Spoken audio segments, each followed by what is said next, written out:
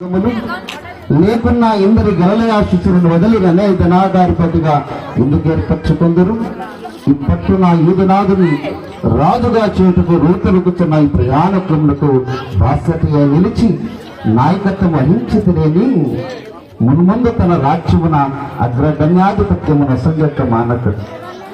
ప్రియ సోదర యూదులారా, మనతొక మహోత్కృష్ట వంశము నూరివాసి దాసిమకైనను లోనిగాని అభిమానధరుడు అబ్రహాము ఎవడు మనవాడు.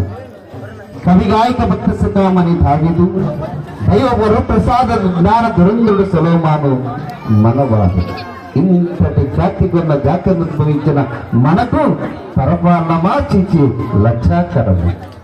ఇంతకు పూర్వం మన సహోదరులు వసించినట్లు పరమాద్భుతముల కరతల మాలకమైన ప్రభు యేసు చక్రవర్తి లేని దేశమందన్న మరణము బదుగురెత్తదే.